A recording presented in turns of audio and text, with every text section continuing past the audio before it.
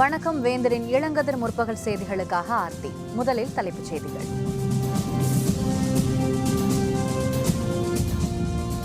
முதல்வராக சசிகலா பதவியேற்பது தாமதமாகலாம். தில்லியில் சட்ட வல்லுநர்களுடன் ஆளுநர் ஆலோசனை.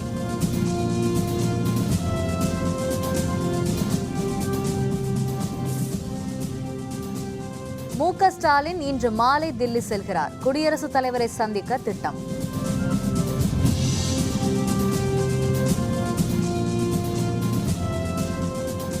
காவிரி நதிநீர் பங்கீடு தொடர்பான வழக்கு உச்சநீதிமன்றத்தில் இன்று முதல் தொடர் விசாரணை.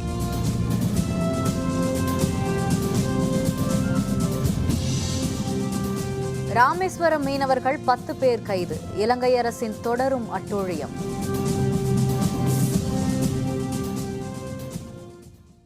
தமிழகத்தில் முதல்வராக சசிகலாவும் அவருடைய அமைச்சரவையும் பதவியேற்பதில் உள்ள சட்ட சிக்கல் தொடர்பாக சட்ட வல்லுநர்களுடன் ஆளுநர் வித்யாசாகர் ராவ் ஆலோசனை மேற்கொண்டுள்ளதாக தகவல்கள் தெரிவிக்கின்றன. அதிமுக எம்எல்ஏக்கள் கூட்டத்தில் சட்டப்பேரவை கட்சித் தலைவராக அதிமுக பொதுச் செயலர் சசிகலா தேர்ந்தெடுக்கப்பட்டார். இதனைத் தொடர்ந்து முதல்வர் பதவியை பன்னீர்செல்வம் ராஜினாமா செய்தார். இதனை ஏற்றுக்கொண்ட ஆளுநர் வித்யாசாகர் ராவ் மாற்று ஏற்பாடுகள் மேற்கொள்ளப்படும் வரை முதல்வர் பதவியில் நீடிக்குமாறு அறிவுறுத்தினார். புதிய முதல்வராக சசிகலா பதவியேற்பு விழாவிற்கான ஏற்பாடுகள் சென்னை பல்கலைக்கழக நூற்றாண்டு விழா அரங்கில் மேற்கொள்ளப்பட்டது. தில்லி சென்றுள்ள ஆளுநர் நேற்றிரவே சென்னை திரும்புவார் என எதிர்பார்க்கப்பட்டது. எனினும் தில்லியில் மத்திய உள்துறை அமைச்சர் ராஜ்நாத் சிங், சட்டத்துறை அமைச்சர் ரவிசங்கர் பிரசாத், மத்திய அரசின் மூத்த வழக்கறிஞர் உள்ளிட்டோருடன் ஆளுநர் ஆலோசனையில் ஈடுபட்டதாக தெரிகிறது. இதனையடுத்து ஆளுநரின் சென்னை வருகை ரத்து செய்யப்பட்டதால் சசிகலா முதல்வராக பதவியேற்கும் நிகழ்ச்சி ஒத்திவைக்கப்பட்டுள்ளது. பதவியேற்பு தாமதமாகலாம் என கூறப்படுகிறது.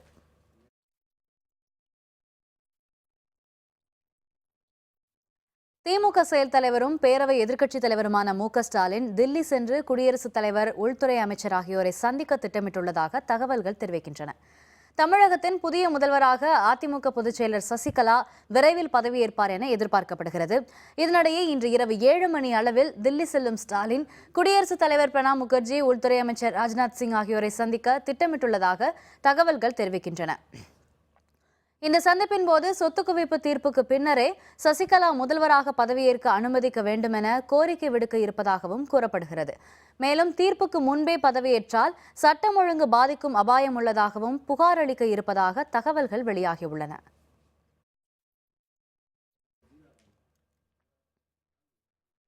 காவிரி நதிநீர் பங்கீடு தொடர்பான வழக்கு விசாரணை உச்சநீதிமன்றத்தில் இன்று முதல் நாள்தோறும் நடைபெறுகிறது.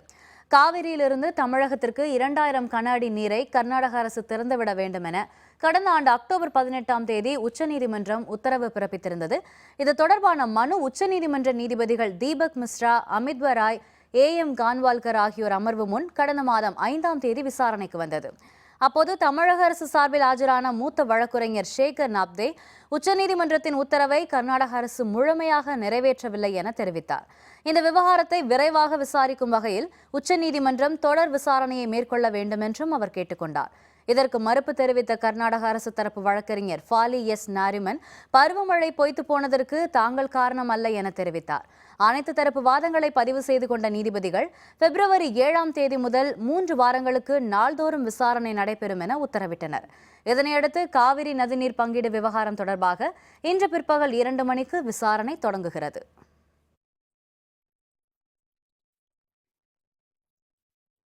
வட மாநிலங்களில் நிலநடுக்கம் ஏற்பட்டுள்ள பகுதிகள் தொடர்ந்து கண்காணிக்கப்பட்டு வருவதாகவும் மீட்பு நடவடிக்கைகளை மேற்கொள்ளப்பட்டுள்ளதாகவும் மத்திய உள்துறை அமைச்சர் ராஜ்நாத் சிங் தெரிவித்துள்ளார். தில்லி, நொய்டா, உத்தரகண்ட், ஸ்ரீநகர் உள்ளிட்ட பல பகுதிகளில் நேற்றிரவு 10:30 மணி அளவில் நிலநடுக்கம் உணரப்பட்டது. ரிக்டர் அளவில் 5.8 பதிவான நிலநடுக்கம் காரணமாக கட்டடங்களில் அதிர்வு ஏற்பட்டது. இதனால் அச்சமடைந்த மக்கள் வீடுகளை விட்டு வெளியேறி வீதிகளில் தஞ்சமடைந்தனர். இதனைத் தொடர்ந்து தேசிய பேரிடர் மீட்பு படையினர் உத்தரகண்ட் மாநிலத்தில் ருத்ரபிரயாக் மாவட்டத்திலும் உத்தரப்பிரதேச மாநிலம் காசியாபாத் மாவட்டத்திலும் மீட்பு பணியில் ஈடுபட்டுள்ளனர். இதனைத் தொடர்ந்து நில அதிர்வு ஏற்பட்ட பகுதிகளை மத்திய உள்துறை அமைச்சகம் கண்காணித்து வருவதாக மத்திய அமைச்சர் ராஜ்நாத் சிங் தெரிவித்தார். நிலநடுக்கத்தால் பாதிக்கப்பட்ட மாநில அரசுகளிடம் விரிவான அறிக்கை கோரப்பட்டுள்ளதாகவும் அவர் கூறினார். கச்சத்தீவு அருகே மீன்பிடித்த 10 தமிழக மீனவர்களை இலங்கை கடற்படை கைது செய்துள்ளது. ராமேஸ்வரம் மீனவர்கள் நெடுந்தீவு மற்றும் கச்சத்தீவு அருகே மீன்பிடித்துக் கொண்டிருந்தனர். அப்போது அங்கு வந்த இலங்கை கடற்படை எல்லை தாண்டி வந்து மீன்பிடித்ததாக கூறி 10 மீனவர்களை கைது செய்தது. மேலும் அவர்களுடைய படகையும் பறிமுதல் செய்தது. கைது செய்யப்பட்ட மீனவர்களிடம் இலங்கை அரசு விசாரணை மேற்கொண்டுள்ளது. தமிழக கடலோர பகுதியிலிருந்து மீன்பிடிக்க செல்லும் மீனவர்களை இலங்கை கடற்படை தாக்குதல் நடத்துவது தொடர்கதையாக இருப்பதாக ராமேஸ்வரம் பகுதி மீனவர்கள் தெரிவித்தனர். இதனை தடுக்க வேண்டிய மத்திய அரசு எவ்வித நடவடிக்கையும் எடுக்காமல் வேடிக்கை பார்ப்பதாகவும் அவர்கள் குற்றம் சாட்டினர். ஒரு வருடத்துக்கு மேலாக 100க்கும் மேற்பட்ட படகுகளும் 20க்கும் மேற்பட்ட மீனவர்களும் வந்து இலங்கை சிறையில் இருக்கிறாங்க. இந்த சூழ்நிலையில இந்த படகையும் இந்த 10 மீனவர்களையும் அரெஸ்ட் பண்ணியிருக்கிறது மிகுந்த கவலை அளிக்குது. இந்திய அரசாங்கம் மத்திய அரசாங்கம் இன்னும் வந்து அதை மெத்தன போக்க காட்டாம உடனே இலங்கை கடற்படை வசம் உள்ள இந்த படகுகளையும் மீனவர்களையும் மீட்டு தரணும். பிரச்சனை இல்லாம மீன் பிடிக்கிறதுக்கு வழிவகை செய்யணும். சென்னை கடலில் கலந்துள்ள கச்சா எண்ணெய் கசிவை அகற்றும் பணி கடந்த 11 நாட்களாக மேற்கொள்ளப்பட்டு வருகிறது. எண்ணூர் துறைமுகம் அருகே கடந்த மாதம் 28ஆம் தேதி 2 கப்பல்கள் மோதிய விபத்தின் போது கப்பலில் இருந்த கச்சா எண்ணெய் கடலில் கலந்தது. இதனால் எண்ணூரிலிருந்து கோவளம் வரை கடற்கரையில் எண்ணெய் படலம் பரவியது. இதனை அகற்றும் பணியில் 25 குழுக்கள் ஈடுபட்டுள்ளன. காஞ்சிபுரம், திருவள்ளூர் மற்றும் சென்னை கடலோர பகுதிகளில் எண்ணெய் படலம் அகற்றும் பணி முழுவீச்சில் மேற்கொள்ளப்பட்டு வருகின்றன. கடந்த 11 நாட்களாக இந்த பணி தொடர்ந்து நடைபெற்று வரும் நிலையில் இன்னும் ஓரிரு நாளில் எண்ணெய் படலம் முழுவதுமாக அகற்றப்படும் என எதிர்பார்க்கப்படுகிறது.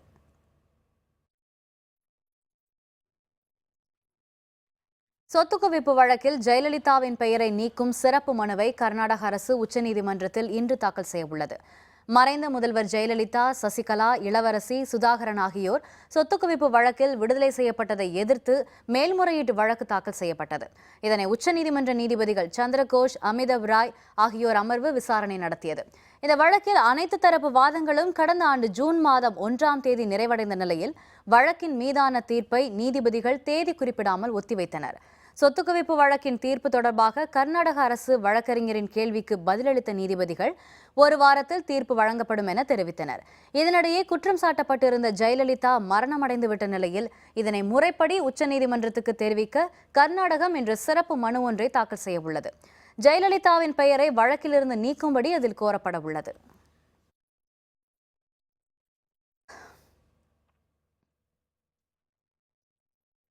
உத்தரப்பிரதேச தேர்தலில் சமாஜ்வாதி காங்கிரஸ் கூட்டணிக்கு ஆதரவாக முலாயம் சிங் யாதவ் இன்று முதல் பிரச்சாரத்தில் இறங்க உள்ளார். சமாஜ்வாதி கட்சியை நிறுவியவரான முலாயம் சிங் யாதவுக்கும் அவரது மகனும் மாநில முதல்வருமான அகிலேஷ் யாதவுக்கும் இடையே மோதல் வெடித்தது. இந்த உள்கட்சி மோதலில் கட்சி உடைந்த நிலையில் கட்சி சின்னம் அகிலேஷுக்கு என தீர்ப்பானது. உத்தரப்பிரதேசத்தில் 7 கட்டங்களாக நடக்கப்போகும் பேரவைத் தேர்தலில் முதல் கட்ட வாக்குப்பதிவு வரும் 11ஆம் தேதி தொடங்க உள்ளது. இந்நிலையில் சமாஜ்வாதி காங்கிரஸ் கூட்டணிக்கு கடும் கண்டனம் தெரிவித்து வந்த முலாயம் சிங் யாதவ் திடீரென மனமாறி இன்று முதல் இந்த கூட்டணிக்கு ஆதரவாக பிரச்சாரம் செய்ய போவதாக அறிவித்துள்ளார்.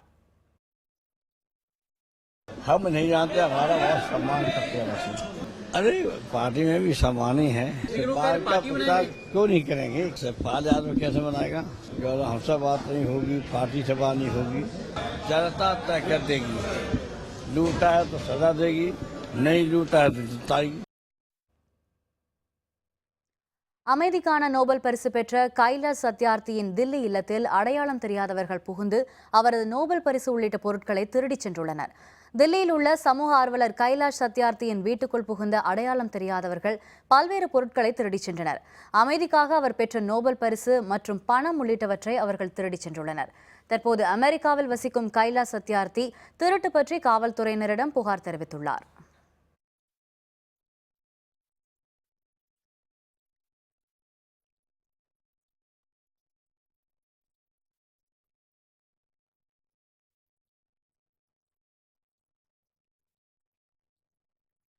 அதிமுக மூத்த தலைவரும் சட்டப்பேரவை முன்னாள் தலைவருமான PH பாண்டியன் சென்னையில் செய்தியாளர்களை சந்தித்து வருகிறார்.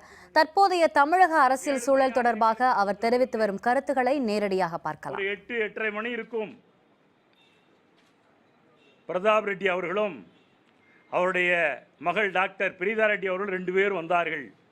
எங்களை எல்லாம் பார்த்து கைகூப்பி சாரி, என்ன செய்வது, இனிமேல் ஆண்டவனை பிரார்த்திப்போம் என்று சொன்னார்கள். அப்பொழுதுதான் எங்களுக்கு முழுமையான நிலை தெரிந்தது. உடனே என்ன செய்ய போகின்றீர்கள் என்று கேட்டோம். அதற்கு அவர் சொன்னார், I have fitted an artificial device. Pratap Reddy எங்களிடத்தில் சொல்லிவிட்டு போனார். நாங்கள் அதே ரூமில் வெளியே சுமார் 150 பேர் முன்னாள் அமைச்சர்கள், தலைமைக் கழக நிர்வாகிகள் எல்லோரும் நின்று கொண்டிருந்தோம். திடீரென்று பார்க்கின்ற நேரத்தில் அந்த ஐசியு வார்டிலிருந்து வெளியே வருகின்ற வழியிலிருந்து அந்த வராண்டா முடியும் வரை ஒரு ப்ரொசெஷன் வர ஆரம்பித்தது. லெட் பை திருமதி சசிகலா நடராஜன். அவர் ஜேம்ஸ் பாண்ட் கோட்டை போட்டுக்கொண்டு அவருக்கு பின்னால் அவருடைய குடும்ப உறுப்பினர்கள் நடந்து வர அவர் அப்படி வருகின்றார். அந்த வராண்டா முழுவதும் அவர்கள் நடக்கின்றார்கள். இங்கே இதை பார்த்தவுடன் நான் ரூமுக்குள் போய் உட்கார்ந்து விட்டேன். பின்னால் தான் அந்த ரூம், என்னுடைய ரூமில் உட்கார்ந்து கொண்டேன். அமைச்சர்களெல்லாம் நிற்கின்றார்கள், தலைமை கழக நிர்வாகிகளெல்லாம் நிற்கின்றார்கள். அவர்களை பாஸ் பண்ணி செல்லுகின்றார்கள். யாருக்கும் ஒரு சொட்டு கண்ணீர் கூட வரவில்லை, கவலை இல்லை, கதறவில்லை. இதை கண்கூடாக நான் பார்த்தேன். பிறகு போனவர்கள் சும்மா விடவில்லை, அபவுட் டர்ன் திருப்பி அதே ட்ரூப், அதே குரூப் லெட் பை திருமதி சசிகலா நடராஜன் அப்படியே வருகின்றார்கள். நான் உள்ளே உட்கார்ந்து கொண்டிருந்தேன். மனோஜ் பாண்டியன் என்னோடு தான் அன்றைக்கு நின்று கொண்டிருக்கின்றார். உள்ளே உட்கார்ந்து கொண்டிருந்தோம். சரி, போனார்கள். என்ன செய்ய போகின்றார்கள் என்று கேட்க பொழுது அந்த மெய்காப்பாளர்கள், இப்பொழுது டெல்லியிலிருந்து எய்ம்ஸ் டாக்டர் வரப்போகின்றார் என்று சொன்னார்கள். என்ன என்று கேட்டோம். இன்னும் மூளைச்சாவு வரவில்லை, நாங்கள் உயிர்ப்பித்து விடுவோம் என்று ஒரு வதந்தியை கிளப்ப நாங்கள் எல்லோரும் மகிழ்ச்சியில் ஆழ்ந்து உள்ளே போய் உட்கார்ந்திருக்கின்றோம். ஒரு மணி நேரம் ஆன பிறகு அவர் வந்தார் என்று சொன்னார்கள். எங்களுக்கு அதை பற்றி தெரியாது. கொஞ்ச நேரம் கழித்து மறைந்து விட்டார் என்ற செய்தியை நாங்கள் கேள்விப்பட்டோம். அங்கே அதே ஐசியு வார்டு பக்கத்தில் தான் அதே ரூமில் தான் நான் 73 நாட்கள் அங்கேதான் அமர்ந்திருந்தேன். பாம்பாற்றின் குறுக்கே கேரளம் தடுப்பணை. திருப்பூர், கரூர் மாவட்ட விவசாயிகளுக்கு பாதிப்பு. விவரம் விளம்பர இடைவேளைக்கு பிறகு.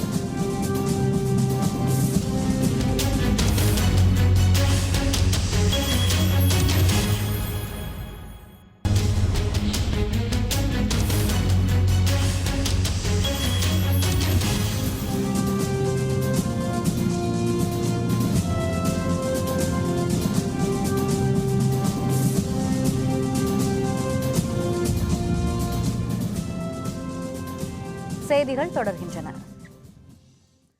தருமபுரி மாவட்டத்தில் வறட்சியின் காரணமாக புலி விளைச்சல் பாதிப்படைந்துள்ளதால் விவசாயிகள் கவலையடைந்துள்ளனர்.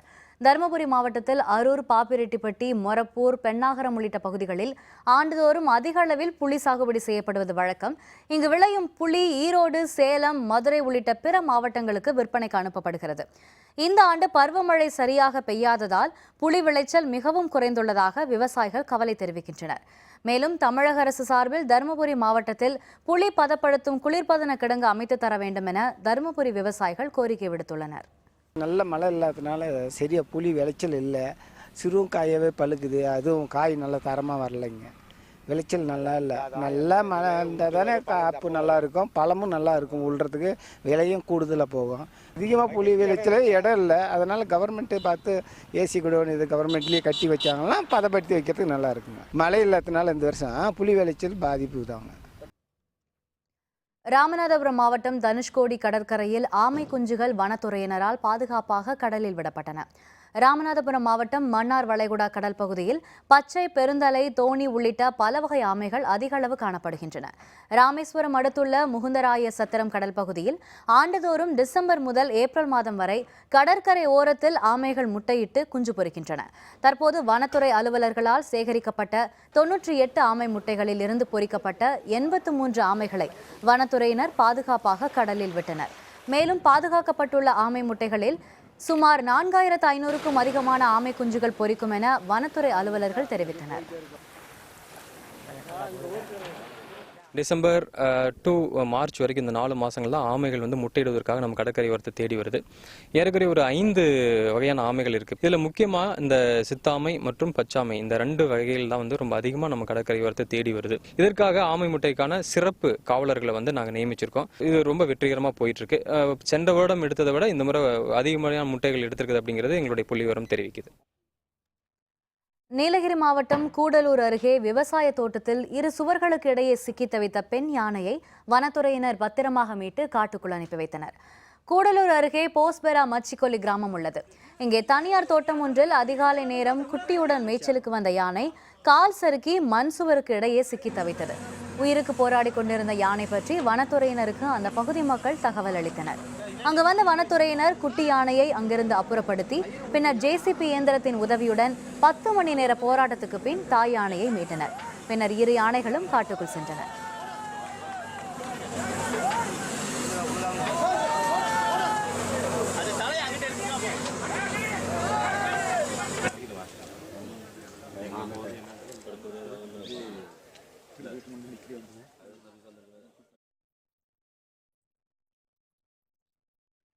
திருவாரூர் அருகே வறட்சி நிவாரணம் கோரி விவசாயிகள் கூட்டுறவு வங்கியை முற்றுகையிட்டு போராட்டத்தில் ஈடுபட்டனர். திருவாரூர் அருகே கள்ளிக்குடி கிராமத்தில் விவசாயிகள் பல்வேறு கோரிக்கைகளை வலியுறுத்தி போராட்டம் நடத்தினர். வறட்சி பாதிப்புக்கு அறிவித்துள்ள நிவாரணம் போதாது என்றும் இறந்த அனைத்து விவசாயிகள் குடும்பங்களுக்கும் இழப்பீடு வழங்க நடவடிக்கை எடுக்க வேண்டும் என்றும் போராட்டத்தில் ஈடுபட்டனர். கள்ளிக்குடியில் அமைந்துள்ள தொடக்க வேளாண்மை கூட்டுறவு வங்கியை முற்றுகையிட்ட விவசாயிகள் முழக்கங்களை எழுப்பினர். வறட்சி பாதித்து பல மாதங்களாகியும் இதுவரை வறட்சி நிவாரணம் வழங்கப்படவில்லை. தமிழக அரசு அறிவித்துள்ள வறட்சி நிவாரணமும் எங்களுக்கு போதியதாக இல்லை. அதையும் கூட்டி அறிவிக்க வேண்டும். அறிவித்தவுடன் போர்க்கால அடிப்படையில் விவசாயிகளுக்கு கிடைக்க ஏற்பாடு செய்ய வேண்டும். இந்த கோரிக்கைகளை எல்லாம் வலியுறுத்தி இன்று இந்த கள்ளிக்குடி கூட்டுறவு கடன் சங்கம் முன்பு நாங்கள் முற்றுகை போராட்டத்தில் ஈடுபட்டுள்ளோம். பெரம்பலூர் அருகே லாரியும் ஜீப்பும் நேருக்கு நேர் மோதிய விபத்தில் வேலூர் மாவட்டத்தைச் சேர்ந்த கூலி தொழிலாளர்கள் 4 பேர் உயிரிழந்தனர். 8 பேர் படுகாயங்களோடு மருத்துவமனையில் அனுமதிக்கப்பட்டுள்ளனர். வேலூர் மாவட்டம் நெமிலி தாலுகா ரெங்காபுரம் பகுதியைச் சேர்ந்த கூலி தொழிலாளர்கள் 10 பேர் நேற்றிரவு மதுரைக்கு ஜீப்பில் சென்று கொண்டிருந்தனர். நள்ளிரவு 2 மணி அளவில் ஜீப் பெரம்பலூரை அடுத்த பாடாலூர் அருகே வந்து கொண்டிருந்த போது ஓட்டுநரின் கட்டுப்பாட்டை மீறி சாலையின் தடுப்புச் சுவரை தாண்டி சென்றது. எதிரே சென்னை நோக்கி வந்து கொண்டிருந்த லாரி மீது மோதி விபத்துக்குள்ளானது. இந்த விபத்தில் ஜீப்பில் சென்ற கூலி தொழிலாளர்கள் 4 பேர் அதே இடத்தில் பலியாகினர். விபத்தில் படுகாயமுற்ற லாரி ஓட்டுநர் உள்ளிட்ட 8 பேர் பெரம்பலூர் அரசு மருத்துவமனையில் சிகிச்சைக்காக அனுமதிக்கப்பட்டுள்ளனர்.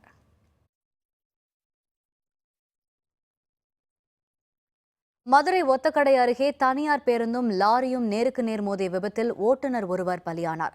19 பேர் படுகாயமுற்ற நிலையில் மருத்துவமனையில் அனுமதிக்கப்பட்டுள்ளனர். கோவில்பட்டியிலிருந்து சென்னை நோக்கி சென்று கொண்டிருந்த தனியார் பேருந்து ஒன்றும் மேலூரிலிருந்து மதுரை நோக்கி வந்து கொண்டிருந்த லாரி ஒன்றும் மதுரை ஒத்தக்கடை அருகே நேருக்கு நேர் மோதி விபத்திற்குள்ளானது. இந்த விபத்தில் லாரியின் ஓட்டுநர் கணேசன் அந்த இடத்திலேயே பலியானார். கிளீனர் மணிமாறன் மற்றும் பேருந்து ஓட்டுநர் நடத்துனர் உட்பட பேருந்தில் பயணம் செய்த 19 பேர் காயமுற்றனர். அவர்கள் அரசு மற்றும் தனியார் மருத்துவமனைகளில் சிகிச்சைக்காக அனுமதிக்கப்பட்டுள்ளனர்.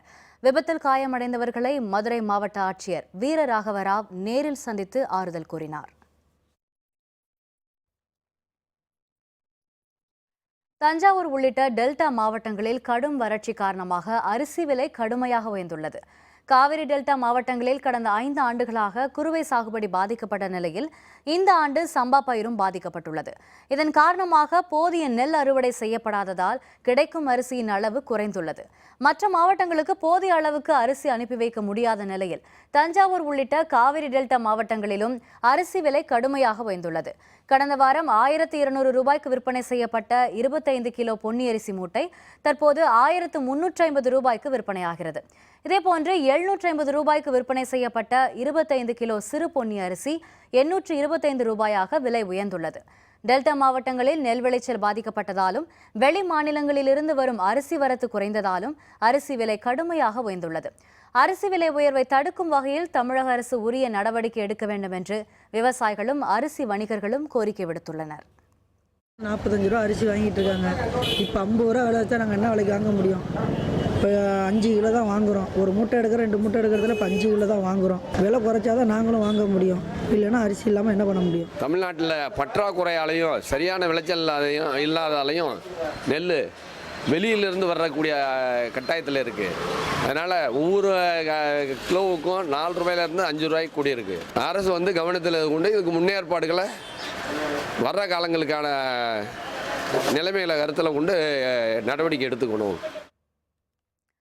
அமராவதி அணையின் முக்கிய நீர்வரத்து ஆதாரமாக உள்ள பாம்பாற்றின் குறுக்கே கேரளம் கட்டி வரும் தடுப்பணையால் திருப்பூர், கரூர் மாவட்டங்கள் பெரும் பாதிப்பை சந்திக்கும் நிலை ஏற்பட்டுள்ளது. இதுபற்றி இன்றைய வேந்தர் சிறப்பு செய்தியில். உடுமலை அருகே உள்ள அமராவதி அணையின் முக்கிய நீர்வரத்தாக உள்ள பாம்பாற்றின் குறுக்கே கேரள மாநிலம் இடுக்கி மாவட்டம் பட்டிச்சேரி பகுதியில் புதிதாக தடுப்பணை கட்டும் பணிகளில் கேரளம் ஈடுபட்டுள்ளது. ஏற்கனவே 4 மீட்டர் உயரத்தில் தடுப்பணை கட்டப்பட்டிருக்கும் நிலையில் அதன் அருகிலேயே மற்றொரு தடுப்பணை 20 மீட்டர் உயரத்தில் கட்டப்படுகிறது. 28 கோடி ரூபாய் செலவில் கட்டப்படும் புதிய தடுப்பணையால் 3 TMC அளவுக்கு தண்ணீரை தேக்கி வைக்க முடியும். இதன் காரணமாக அமராவதி அணைக்கான நீர்வரத்து குறையும் அபாயம் ஏற்பட்டுள்ளது. ஆயிரக்கணக்கான கிராமங்கள் பயன்பெறுகிற வகையிலே 150க்கும் மேற்பட்ட கூட்டு குடிநீர் திட்டங்கள் எல்லாம் இந்த அமராவதி அணையின் மூலமாக பயன்பெற்று வருகிறது. அமராவதிக்கு வருகின்ற 4 TMC தண்ணீரில் 3 TMC தண்ணீரை அவர்களே நிறுத்துகின்ற அளவிற்கு அந்த அணையினுடைய வேலைகள் துரிதமாக நடைபெற்றுக் கொண்டிருக்கிறது. தமிழக அரசாங்கம் ஒரு நடவடிக்கை எடுக்கவில்லை என்றால் பாலாற்றுக்கு என்ன நிலைமை ஏற்பட்டிருக்கிறதோ அதுதான் அமராவதிக்கும் ஏற்பட்ட நிலைமை இருக்கிறது. அதற்கான நடவடிக்கை எடுக்க வேண்டும் என்று விவசாயிகள் சார்பாக கேட்டுக்கொள்கின்றோம். அமராவதி அணையின் இடது மற்றும் வலது கரை பாசனத்தின் மூலம் 20,000 ஏக்கரும், தடுப்பணைகள் மூலம் 35,000 ஏக்கர் நிலங்கள் நேரடியாகவும், 50,000 ஏக்கர் நிலங்கள் மறைமுகமாகவும் பாசன வசதி பெற்று வருகின்றன. இவ்வாறு தடுப்பணை கட்டப்பட்டு அமராவதி அணை வறண்டு போனால் அதனை நம்பி வாழும் தமிழக விவசாயிகளின் வாழ்வாதாரம் கேள்விக்குறியாகும் நிலை ஏற்பட்டுள்ளது. போன ஆண்டு ஒரு 12 அடி உயரத்தில் கட்டினாங்க. இந்த ஆண்டு 36 அடி உயரம் கட்டுறதாக சொல்கிறாங்க. அமராவதி அணைக்கு வர தண்ணியில் முக்கால்வாசி தண்ணி அங்கேயே நின்றுக்கும் போல் இருக்குது. இந்த பகுதியில் இருக்கிற நூற்றுக்கணக்கான கிராமங்களுக்கு குடிநீர் ஆதாரமாக இருக்கிறதும் இந்த பாசன பகுதியாக இருக்கிறதும் இது பாலைவனமாகி போய் குடிநீரே இல்லாமல் போய் மாநில அரசாங்கம் கருத்தில் கொண்டு இதை நேரடியாக கண்காணித்து அந்த அணை கட்டுறதை தடுக்கலினா அமராவதியினுடைய நிலைமை ரொம்ப மோசமாகி குடிநீருக்கே ரொம்ப தட்டு. காவிரி மேலாண்மை வாரியம் அமைக்கும் முன்னர் தமிழகத்துக்கு வரும் எந்த ஆற்றின் குறுக்கேயும் தடுப்பணைகளை கட்ட அனுமதிக்க கூடாது என்ற தமிழக அரசின் மனு உச்சநீதிமன்றத்தில் நிலுவையில் உள்ளது.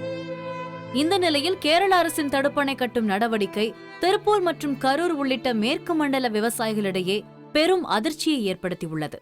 தங்களுடைய பாசன நீர், குடிநீர் பாதிக்கப்படும். இந்த மக்கள் இடம்பெயர்ந்து செல்ல வேண்டிய ஒரு அவல நிலை ஏற்படும். மத்திய அரசினுடைய வனம், சுற்றுச்சூழல் மற்றும் பருவநிலை மாற்ற அமைச்சகம் உடனடியாக இந்த பணியை தடுத்து நிறுத்த வேண்டும். தமிழ்நாடு அரசு தக்க அழுத்தம் கொடுக்க வேண்டும். உச்சநீதிமன்றமும் இதில் தலையிட்டு நல்ல ஒரு தீர்ப்பு அளிக்க வேண்டும்.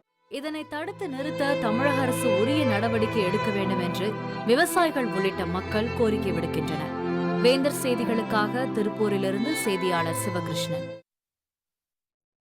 கொலம்பியாவில் புரட்சி படையினருடன் பேச்சுவார்த்தை, ராணுவ வீரர் உள்பட 2 விடுவிப்பு. விவரம் விளம்பர இடைவேளைக்கு பிறகு.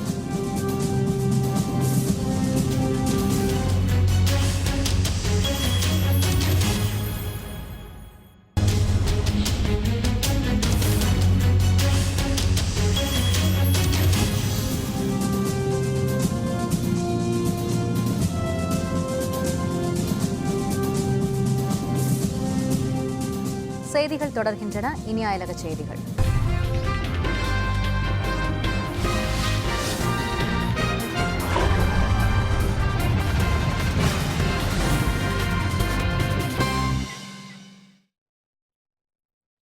கொலம்பியாவில் தேசிய விடுதலை படையினருடன் அமைதி பேச்சு நடத்த அரசு தரப்பில் ஒப்புதல் தெரிவித்துள்ள நிலையில் ராணுவ வீரர் உள்ளிட்ட 2 பிணை கைதிகள் விடுவிக்கப்பட்டனர். கொலம்பியாவின் 2வது பெரிய புரட்சி இயக்கமான தேசிய விடுதலை படையுடன் அமைதி பேச்சுவார்த்தை நடத்துவதென அந்நாட்டு அரசு தீர்மானித்துள்ளது. பேச்சுவார்த்தை நடைபெற இருக்கும் நிலையில் சிறைபிடிக்கப்பட்ட பிணை கைதிகளை விடுவிக்க வேண்டும் என்ற கோரிக்கை முன்வைக்கப்பட்டது. அதனையடுத்து கடந்த ஜனவரி மாதம் 24ஆம் தேதி சிறைபிடிக்கப்பட்ட ராணுவ வீரர் ஃப்ரெடி மொரேனோ மற்றும் ஒரு அரசியல்வாதி ஆகிய 2வரையும் விடுதலை படையினர் விடுவித்தனர். வெனிசுவேலா எல்லைப்பகுதியில் உள்ள காடு ஒன்றில் அவர்கள் விடுவிக்கப்பட்டனர்.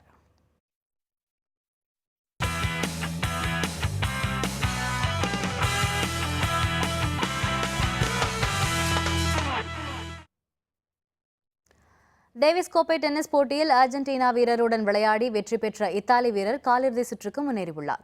அர்ஜென்டினாவின் போனஸ் ஐரஸ் நகரில் டேவிஸ் கோப்பை டென்னிஸ் போட்டியின் காலிறுதிக்கு முந்தைய போட்டி நடைபெற்றது. போட்டியில் அர்ஜென்டினாவின் குயிடோ ஃபெல்லாவும் இத்தாலியின் ஃபெபியோ ஃபாக்னினியும் விளையாடினர். பரபரப்பாக நடைபெற்ற ஆட்டத்தில் 2-6, 4-6, 6-3, 6-4, 6-2 என்ற செட்டுகளில் இத்தாலியின் ஃபெபியோ ஃபாக்னினி வெற்றி பெற்றார். இதனையடுத்து போட்டியின் காலிறுதி சுற்றுக்கு அவர் முன்னேறினார். இந்த போட்டியை அர்ஜென்டினாவின் பிரபல கால்பந்து வீரர் மாரடோனா உள்ளிட்டோர் பார்த்து ரசித்தனர். மீண்டும் தலைப்புச் செய்திகள்.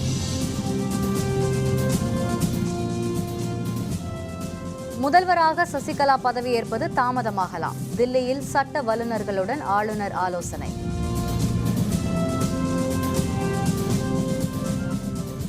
மு.க. ஸ்டாலின் இன்று மாலை தில்லி செல்கிறார். குடியரசுத் தலைவரை சந்திக்க திட்டம்.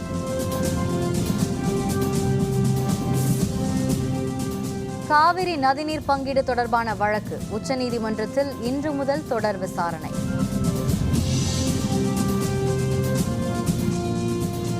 ராமேஸ்வரம் மீனவர்கள் 10 பேர் கைது. இலங்கை அரசின் தொடரும் அட்டூழியம்.